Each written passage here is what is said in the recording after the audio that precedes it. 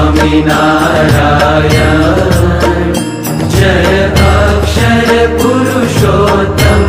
दोस्तों, ये कहानी है एक ऐसे 11 वर्षीय बालक की जिसने सभी सांसारिक सुख सुविधाएं छोड़कर एक योगी का कठिन और चुनौतीपूर्ण जीवन अपनाने का दृढ़ निश्चय लिया।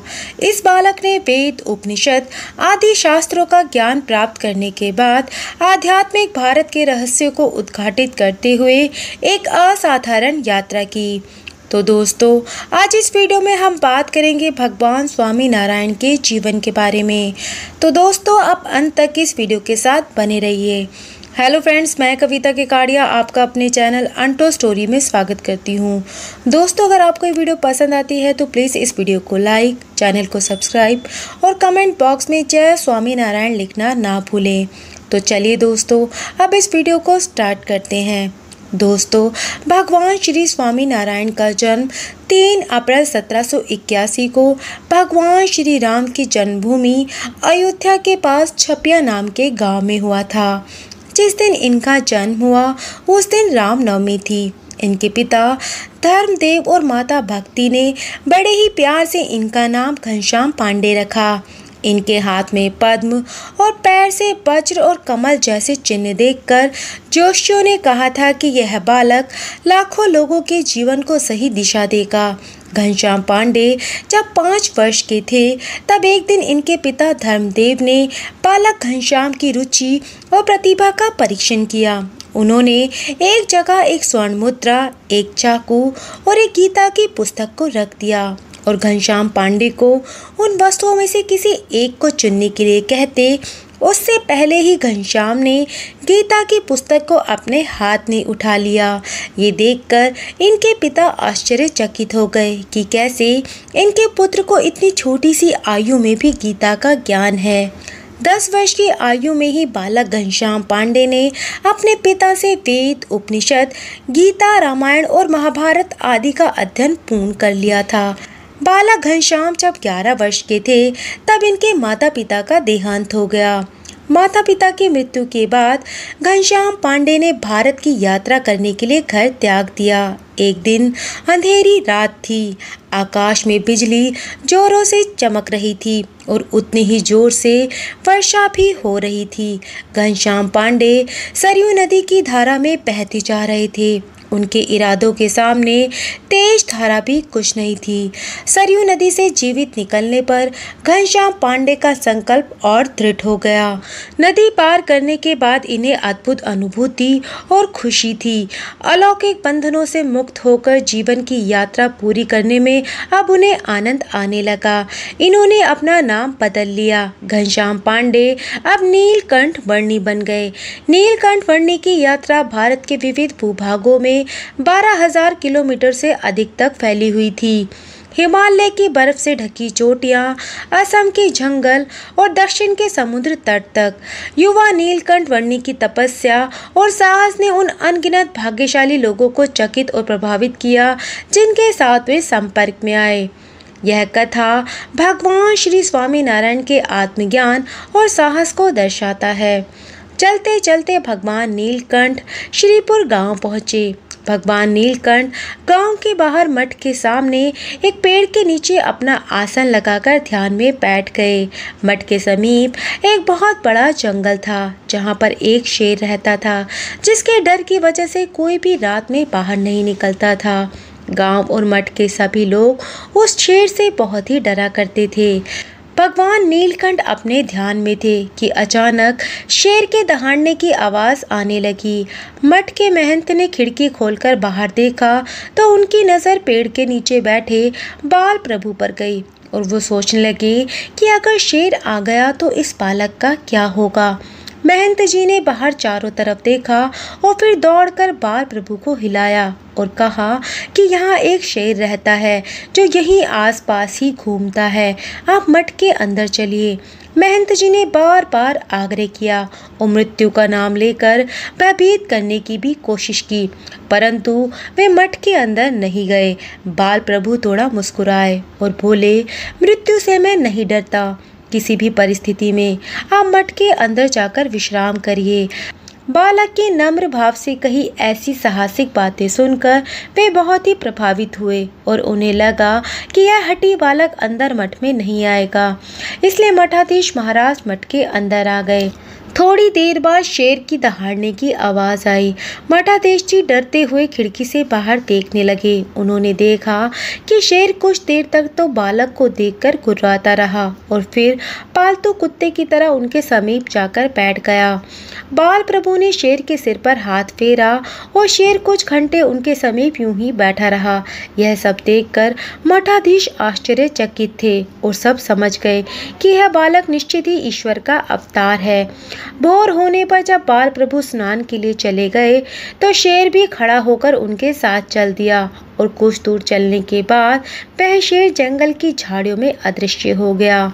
महंत जी अपने शिष्यों के साथ बाल ब्रह्मचारी से मिलने को आतुर दौड़ पड़े और बाल प्रभु के चरणों में गिरकर बोले, आप कौन है प्रभु?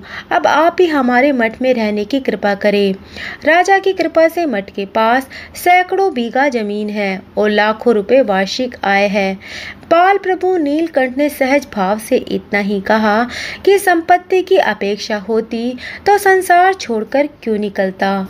हिमालय में यात्रा करते समय भगवान नीलकंठ को साल के सबसे ठंडे महीनों की कठोर जलवायु का सामना करना पड़ा। एक ऐसा समय जब हिमालय के निवासी भी गर्म तापमान की ओर पलायन करते हैं।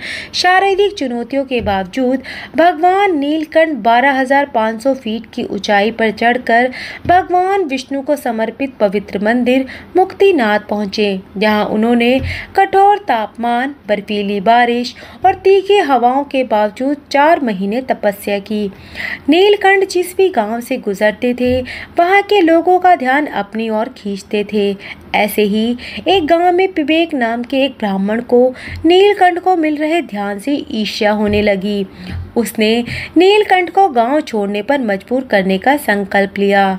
जब नीलकंठ साधुओं के एक समूह को प्रवचन दे रहे थे तब पिबेक ने उनका सामना किया और उनकी जान को खतरा बताया। पिबेक का गुस्सा तब और बढ़ गया जब नीलकंठ के चेहरे पर एक शांत मुस्कान के साथ उनकी धमकियों का जवाब मिला। पिबेक ने नीलकंठ को जो श्राप देने की कोशिश की वे काम नहीं आए, जिससे वह और अधिक क्रोधित हो गया। पिबेक ने नीलकंठ को हराने में मदद के लिए अपने पसंदीदा देवता बटुक भैरव को बुलाया। हालांकि बटुक भैरव ने पिबेक को चेतावनी दी कि उसका काला जादू नीलकंठ की शक्तियों का मुकाबला नहीं कर सकता और उसे अपनी गलतियों के लिए पश्चाताप करना चाहिए। अंत में नीलकंठ की दिव्य क्षमता के आगे पिबेक ने हार मान ली।